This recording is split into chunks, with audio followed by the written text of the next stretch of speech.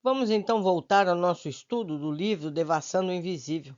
São estudos sobre os fenômenos e fatos transcendentes observados pela mediunidade, sob orientação dos espíritos guias da médium Ivone do Amaral Pereira. Capítulo 8. Sutilezas da Mediunidade, parte 6. Ainda no Rio de Janeiro, residimos certa feita numa casa que fora construída por um velho casal de operários espanhóis. Numa dependência aos fundos, habitavam filhos e netos do mesmo casal, de idêntica nacionalidade. Ali, porém, permanecemos apenas 8 dias, dado que não foi possível conciliar o sono de forma alguma durante aquele espaço de tempo. Cenas dramáticas, duelos, lutas, assaltos a viajantes, assassínios, fugas precipitadas a cavalo, carruagens em disparada, casais em idílios muito suspeitos, se sucediam confusamente diante de nós, causando-nos penoso mal-estar. As personagens, no entanto, vestiam-se como no século XVII, e as cenas eram admiravelmente coloridas. Ambiente agressivo que deprimia nossas faculdades, infundia-nos mortal angústia. Que singular mistério existia nisso tudo? E por que razão, numa casa de construção moderna, erguida no Brasil por indivíduos espanhóis, surgiam das vibrações locais ou ambiência meta-etérica, como cita Dr. Sr. Meyers e cita Bozano, cenas da Espanha do século XVII? Uma única explicação nos ocorre, embora frágil, a fim de atenuar a perplexidade que o fenômeno acarreta. Aqueles espanhóis ali residentes seriam as personagens turbulentas do século XVII. Os fragmentos dos dramas por nós entrevistos existiriam na sua subconsciência, externavam-se por suas vibrações pessoais ou aura, e nossas percepções apropriadas para a psicometria do ambiente captaram fragmentos do que se havia passado há 3 séculos com eles próprios. Dado que seja assim, tratar-se-á do mesmo fenômeno, psicometria da ambiência, ou uma derivação desta? No estado de desencarnação, esse fenômeno é comum.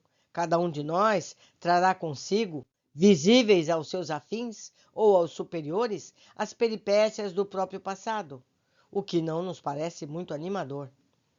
Apresentada certa vez a um jovem cego, cujo rosto e mãos eram desagradavelmente maculados de manchas brancas, naturais como queimaduras, lemos de súbito na sua aura, e como que vimos a vida pretérita em torno dele, o seu terrível passado de inquisidor espanhol, que perfurara os olhos dos condenados e os queimava com ferro em brasa.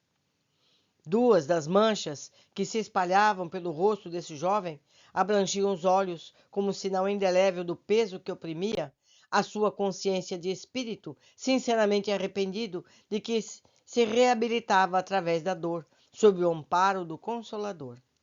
De outro modo, em quaisquer localidades antigas que visitemos, desenha-se o passado das mesmas, as nossas percepções mediúnicas.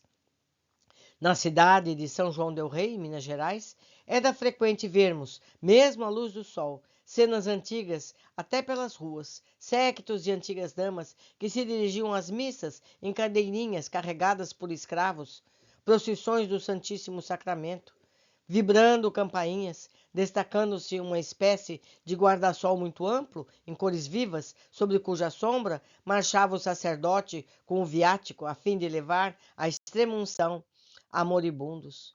Aquela cidade mineira conservava em sua ambiência meta-etérica cenas tão perfeitas e lógicas do tempo do Brasil colônia e dos princípios dos dois impérios, que seria possível a um médium dotado da faculdade psicométrica bastante desenvolvida descrever episódios que resultariam em sugestivas informações históricas. Detalhe significativo: existem cenas que, melhor do que outras, se fixam na dita ambiência. As melhores que temos observados datam de séculos.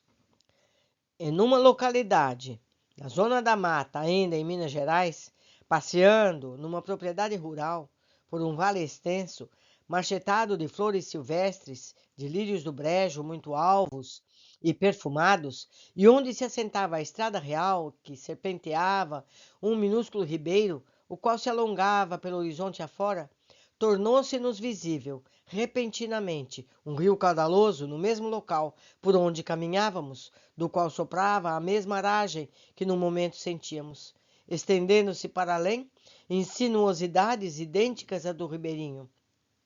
Mais tarde, engenheiros que o mesmo local visitaram a serviço do governo, após exames demorados, concluíram que há uns 4 ou 5 séculos, aquele pequeno ribeiro seria caudaloso rio, cuja passagem por aquele vale o fertilizara, tanto que ainda hoje toda a região é rica em humo própria à produção de cereais, que parecem explodir no seio da terra sob as bênçãos do próprio céu.